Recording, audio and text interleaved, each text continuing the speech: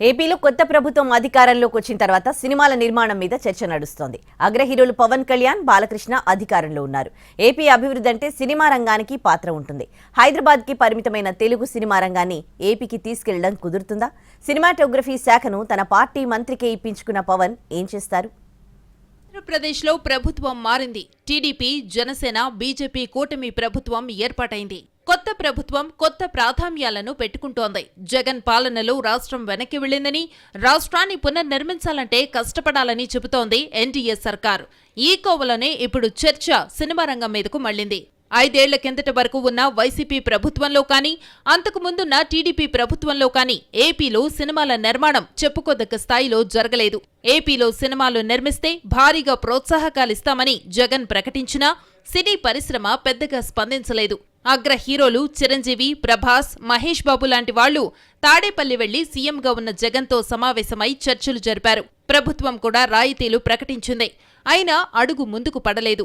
ఇప్పుడు మారిన ప్రభుత్వంలో పవన్ కళ్యాణ్ డిప్యూటీ సీఎంగా ఉన్నారు. ఆయన పార్టీకి చెందిన కందుల దుర్గేష్ పర్యాటక శాఖతో పాటు సినిమాటోగ్రఫీ శాఖను ఇప్పించారు పవన్. తాను టాలీవుడ్కు చెందిన వ్యక్తినే కాబట్టి ఆ శాఖ తన పార్టీకే ఉండాలనేది పవన్ ఆలోచనట. సినిమాల నిర్మాణానికి అనువైన వాతావరణం ఏర్పాటు చేస్తే అక్కడకు వెళ్లడానికి ఇబ్బందేమీ లేదని గతంలోనే నిర్మాతలు ప్రకటించారు. మరిప్పుడు పవన్ ఏం చేస్తారు? మిగిలిన వాటి సంగతి అటుంచితే తన సొంత పరిశ్రమనైనా ఆయన ఏపీకి తీసుకువస్తే ఎంతో కొంత మార్పు కనిపిస్తుందని అంటున్నారు. ఏదో ప్లాన్ ఉండే సినిమాటోగ్రఫీ శాఖను పవన్ జనసేనకు తీసుకుని ఉంటారని అంటున్నారు.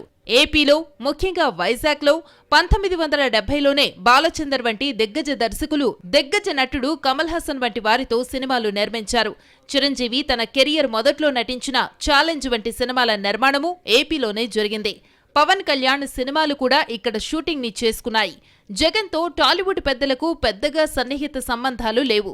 జగన్ సీఎం అయినప్పుడు దిల్ రాజు తప్ప ఎవరూ ఆయన్ని కనీసం అభినందించను కూడా లేదు. సినిమా రంగం ఏపీకి వెళ్లకపోవడానికి అది ఓ కారణంగా అప్పట్లో చర్చ జరిగేది.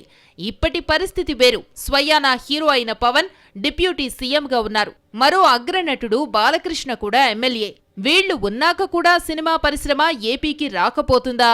షూటింగ్లు జోరుగా జరగకపోతాయా అనే చర్చ జరుగుతోంది. అందుకు తగ్గట్టుగా కొన్ని కార్యక్రమాలు కూడా జరగబోతున్నాయి. ఈ నెల 26న తెలుగు చలనచిత్ర మండలి, మూవీ ఆర్టిస్ట్ అసోసియేషన్ సమావేశాన్ని విజయవాడలో నిర్వహిస్తున్నారు.